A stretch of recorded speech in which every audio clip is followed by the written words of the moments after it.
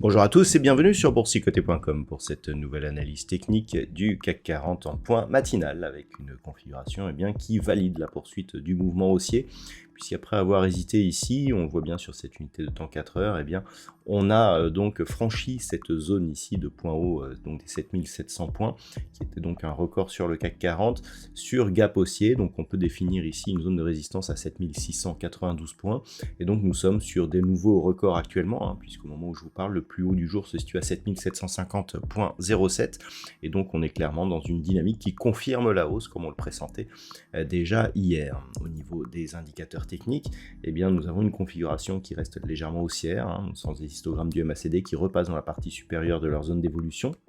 Il n'y a pas d'excès encore sur le RSI, donc pour l'instant, on peut considérer que la hausse est tout à fait, logique par rapport donc aux diffusions micro et à la direction du marché, mais sans qu'il n'y ait pour autant de phase d'excès.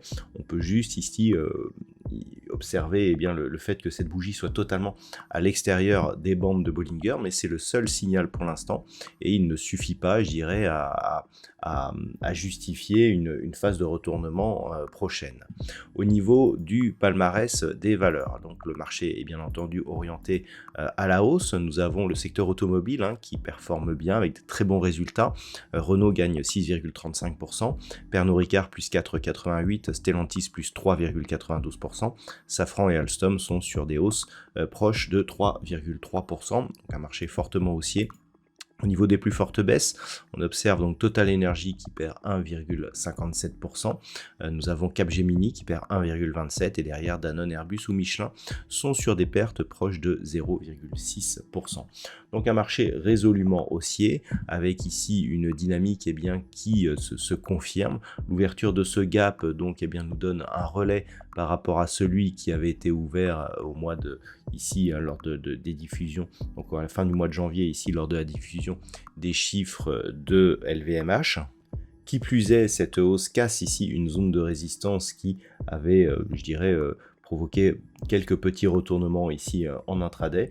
Donc tous, les éléments sont définis pour assister à une poursuite du mouvement haussier et donc à l'inscription de nouveaux plus hauts significatifs. Je rappelle que l'objectif donc de cette hausse liée justement à la rupture de précédentes zones de résistance, notamment ici celle que nous avions à 7645 points, par les extensions de Fibonacci se trouve ici, donc sur une zone proche des 7883 points. Donc par rapport justement à cette zone des 7645, on voit que l'on est ici dans la poursuite de ce mouvement. Cette extension est calculée ici sur la base de retracement que nous avions eu entre ce point haut et ce point bas. Donc on est toujours clairement ici en direction de cet objectif. En attendant, il est difficile de définir des niveaux de support et résistance intermédiaires, puisque ce sont des niveaux qui n'ont jamais été cotés. Par contre, dans le cas d'une baisse, on observera ce qui se passerait si les cours redescendaient ici sur cette zone des 7692 points.